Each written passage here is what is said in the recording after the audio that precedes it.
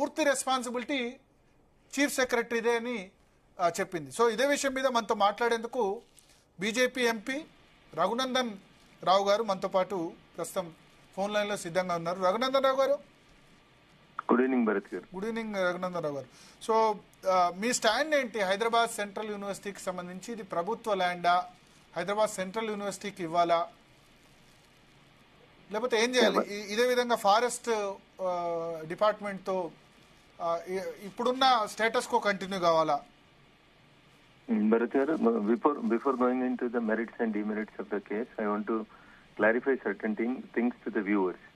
First issue ఏంటంటే తెలంగాణ ఉద్యమం 1968-69 జరిగినప్పుడు తెలంగాణ రాష్ట్ర విద్యార్థులు, తెలంగాణ రాష్ట్రంలో ఉన్నటువంటి యువకులు గొడవ చేసి అప్పుడు తెలంగాణ మూవ్మెంట్ కోసమని బాగా గొడవ నడుస్తున్నప్పుడు ఆ ఉద్యమాన్ని అంచేందుకు అప్పటి ప్రధాని శ్రీమతి ఇందిరాగాంధీ గారు 1973లో 2374 ఎకరాలు ఇచ్చి హైదరాబాద్ సెంట్రల్ యూనివర్సిటీ అనేటువంటి ఒక పెద్ద విద్యా సంస్థను మీకు ఇస్తాం, మీరు అక్కడ బాగా చదువుకోండి, మంచి ఉద్యోగాలు వస్తాయి, దేశవ్యాప్తంగా మీకు గుర్తింపు వస్తుంది హైదరాబాద్కి అని చెప్పి 2374 ఎకరాలని ఇందిరమ్మ ప్రధానమంత్రిగా ఉన్నప్పుడు 1973లో హెచ్సియుకి అలాట్ చేస్తూ హెచ్సియు అనేటువంటి సంస్థ హైదరాబాద్ సెంట్రల్ యూనివర్సిటీని స్థాపించడం జరిగింది.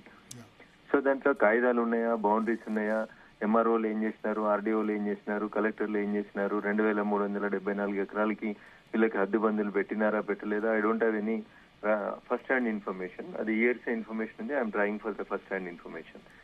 జరిగింది, అంత బాగా జరిగింది, సెంట్రల్ యూనివర్సిటీ వచ్చింది, అంత అయిపోయింది. ఇందిరమ్మ రాజ్యంలో ఇందిరమ్మ తెలంగాణ కోసం చాలా పెద్ద ప్రాజెక్ట్ ఇచ్చింది 2374 ఎకరాలతోటి.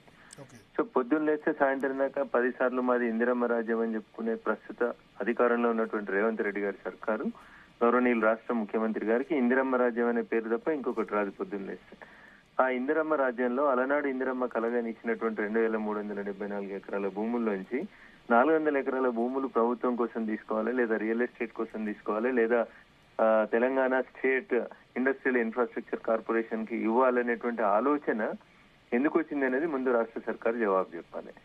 ఇక కమింగ్ టు ద కేస్ ఏం జరిగింది? చంద్రబాబు నాయుడు గారు ముఖ్యమంత్రి ఉన్నప్పుడు దీంట్లోంచి ఒక 400 ఎకరాలని ఐఎంజే అనేటువంటి ఒక సంస్థ బిల్లీరావు అనేటువంటి వ్యక్తికి హ్యాండ్ ఓవర్ చేసి అక్కడ స్పోర్ట్స్ సిటీ కానీ స్పోర్ట్స్ డెవలప్మెంట్ కోసం అని చెప్పి వారికి భూమి ఇస్తున్నామని చెప్పి వారు భూమి ఇచ్చిండ్రు. ఇక్కడ ఇంకొక ఇంపార్టెంట్ విషయం మనం గమనించాల్సింది ఏంటంటే భరత్ గారు, దీన్ని వ్యతిరేకించింది ఎవరు?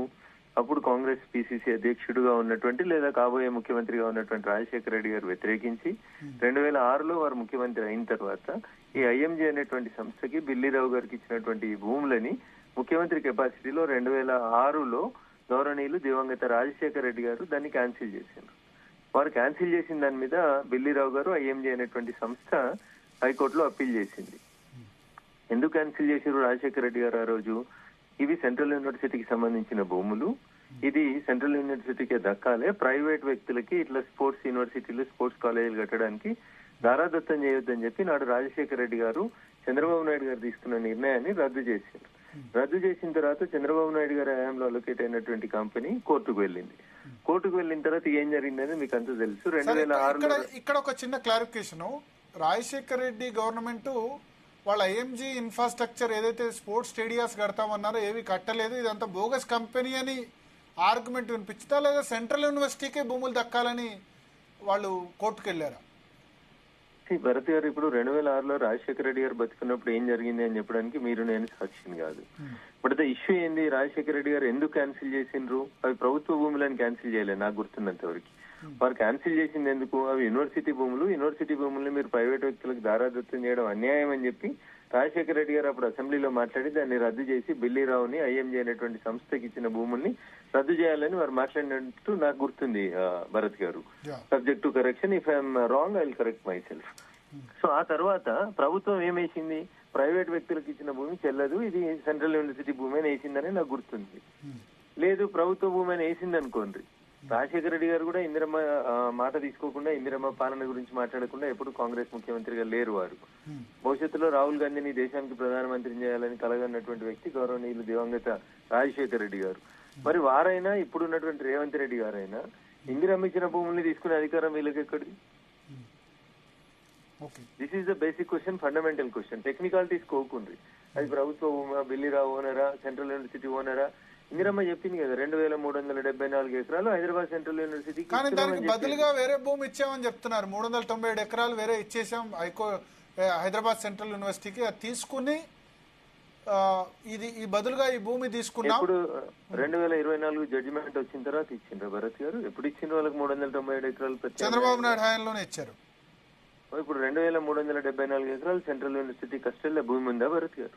This is the basic question. మరి central university, Hyderabad central university ఎందుకు ఇంతకాలం హైకోర్టులో సుప్రీంకోర్టులో పార్టీగా లేదు? వాళ్ళు ఎందుకు కొట్లాడలేదు?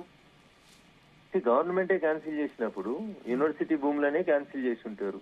లేకపోతే మా భూములను రాజశేఖర రెడ్డి ఎట్లా క్యాన్సిల్ చేస్తాడు? కానీ ఇప్పుడు చంద్రబాబు నాయుడు గారు డీనోటిఫై చేసిండ్రా? So this is the file which we should link. అసలు బేసికల్ గా లింక్ అక్కడ ఉంది.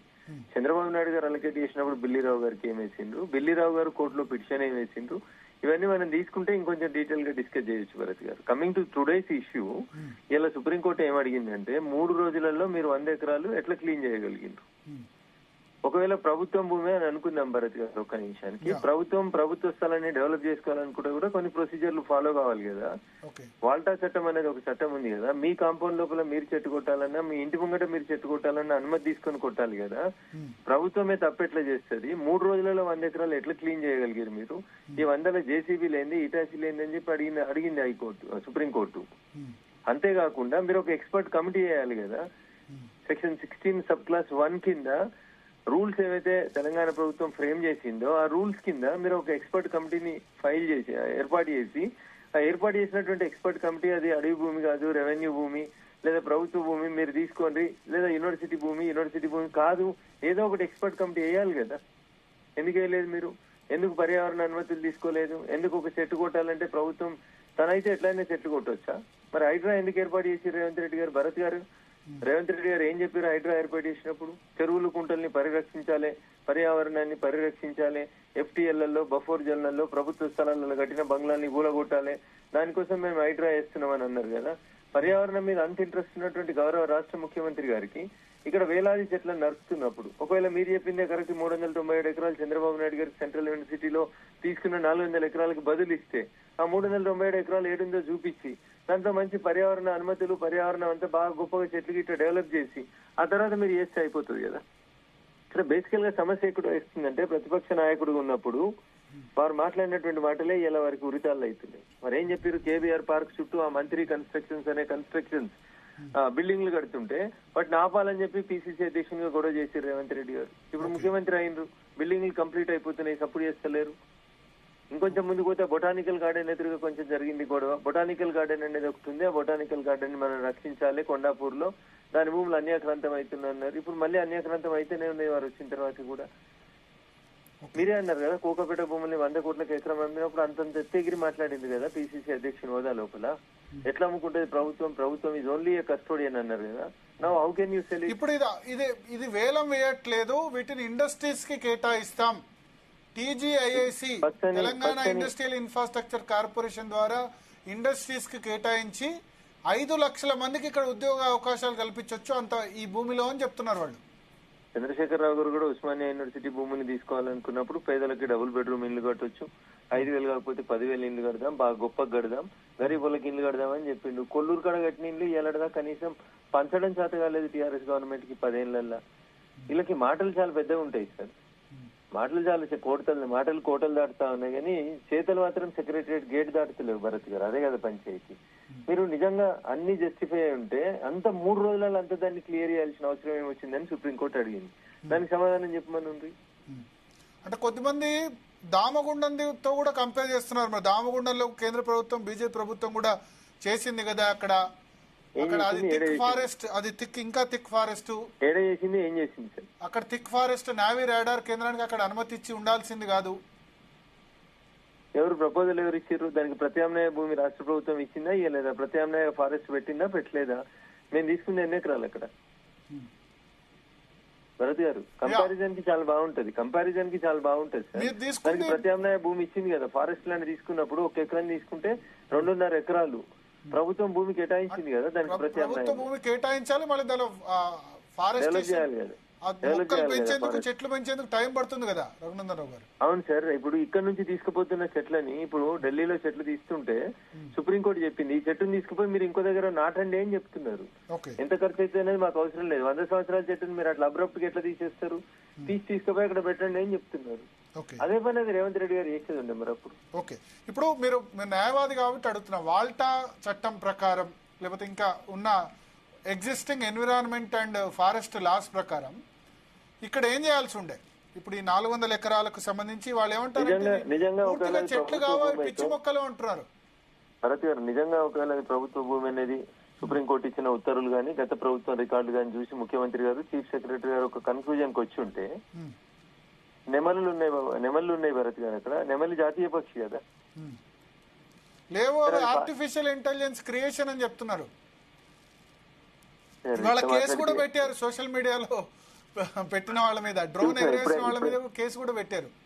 అదే ఇప్పుడే చూస్తా ఉన్నా కేసులు అయినా అని చెప్పి కింద స్క్రోలింగ్ వస్తా ఉంటే చూస్తా ఉన్నాను. నేను ఏమంటున్నాను sir, your the genuine person. Chief minister గారికి రాష్ట్ర ప్రభుత్వానికి ఆ భూముల గురించి పూర్తి అవగాహన ఉంటది. ఇంత అడావుడిగా 100 ఎకరాలు ఎట్లా క్లీన్ అయిందని సుప్రీంకోర్టు అడిగింది. Don't answer the questions raised by Raghunandan Rao MP Medak. You give an answer. High court register physical గా వచ్చి అక్కడ వెరిఫై చేసి ఆయన పంపించింది కదా, ఇక్కడ 100 జేసీబీలు పనిచేస్తున్నాయి, 100 ఎకరాలు క్లీన్ చేసి 3 days లోపల అని పంపించింది కదా.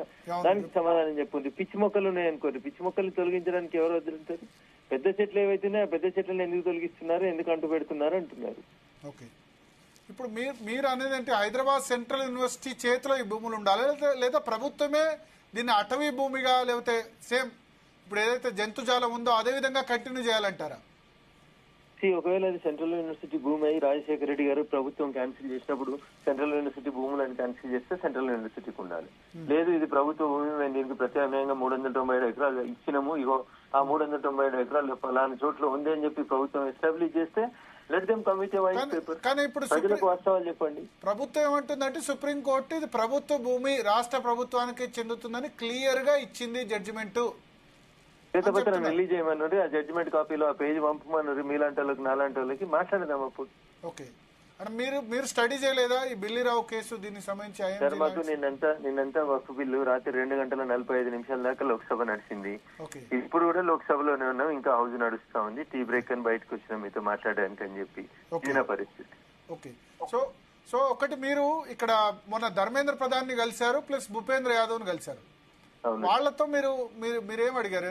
ధర్మేంద్ర ప్రధాన్ తో భూపేంద్ర యాదవ్ గారు చాలా స్పష్టంగా చెప్పారు, ఒక్క చెట్టు తీసేది ఉన్నా, 100 చెట్లు తీసేది ఉన్నా, లేదా 100 ఎకరాలలో ఉన్న చెట్లను తొలగించేది ఉన్నా, అటవీ శాఖ భూమి వేరే భూమి, ఇప్పుడు అది ఫస్ట్ అనే క్లారిటీ వచ్చిన తర్వాత PCCF అని ఉంటారు వాళ్ళకి, ఫారెస్ట్ కన్జర్వేషన్ జోన్ చూసేందుకు వాళ్ళకి రాష్ట్రానికి ఒక అధికారి ఉంటారు, వాళ్ళకి ఒక లెటర్ పంపించారు. పంపించి ఆ భూములు ఏంది, అక్కడ వాస్తవ పరిస్థితి ఏంది, ఎన్ని చెట్లు తొలగించారు ఏందనేది చూడమని చెప్పి పంపించారు. ఆ నివేదిక వచ్చిన తర్వాత మనం మాట్లాడదామని చెప్పినారు. ఓకే, ఇక్కడ ధర్మేంద్ర ప్రధాన్ మీరు HCUలోనే ఇంకా ఎడ్యుకేషన్ ఎక్సలెన్స్, ఎడ్యుకేషన్ హబ్ చేయాలని ఏదో అడిగినట్టున్నారు ఆయన్ని.